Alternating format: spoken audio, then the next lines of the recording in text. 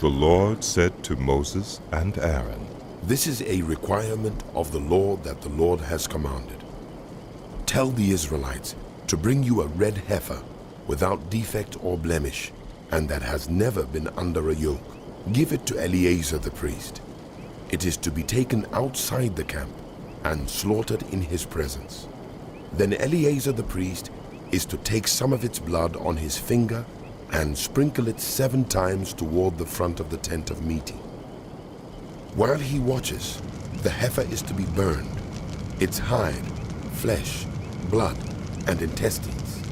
The priest is to take some cedar wood, hyssop, and scarlet wool and throw them onto the burning heifer. After that, the priest must wash his clothes and bathe himself with water. He may then come into the camp, but he will be ceremonially unclean till evening. The man who burns it must also wash his clothes and bathe with water, and he too will be unclean till evening. A man who is clean shall gather up the ashes of the heifer and put them in a ceremonially clean place outside the camp. They are to be kept by the Israelite community for use in the water of cleansing. It is for purification from sin. The man who gathers up the ashes of the heifer must also wash his clothes, and he too will be unclean till evening.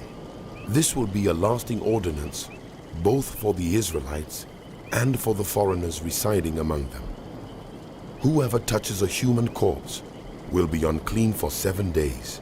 They must purify themselves with the water on the 3rd day and on the 7th day. Then they will be clean. But if they do not purify themselves on the 3rd and 7th days, they will not be clean.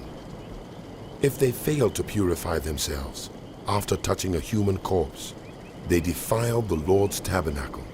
They must be cut off from Israel. Because the water of cleansing has not been sprinkled on them, they are unclean. Their uncleanness remains on them. This is the law that applies when a person dies in a tent. Anyone who enters the tent and anyone who is in it will be unclean for 7 days, and every open container without a lid fastened on it will be unclean. Anyone out in the open who touches someone who has been killed with a sword, or someone who has died a natural death, or anyone who touches a human bone or a grave will be unclean for 7 days.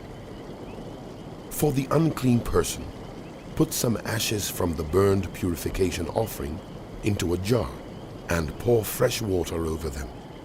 Then a man who is ceremonially clean is to take some hyssop, dip it in the water, and sprinkle the tent and all the furnishings and the people who were there. He must also sprinkle anyone who has touched a human bone or a grave, or anyone who has been killed, or anyone who has died a natural death. The man who is clean is to sprinkle those who are unclean on the 3rd and 7th days. And on the 7th day, he is to purify them. Those who are being cleansed must wash their clothes and bathe with water, and that evening they will be clean. But if those who are unclean do not purify themselves, they must be cut off from the community, because they have defiled the sanctuary of the Lord. The water of cleansing has not been sprinkled on them, and they are unclean. This is a lasting ordinance for them. The man who sprinkles the water of cleansing must also wash his clothes, and anyone who touches the water of cleansing will be unclean till evening. Anything that an unclean person touches becomes unclean, and anyone who touches it becomes unclean till evening.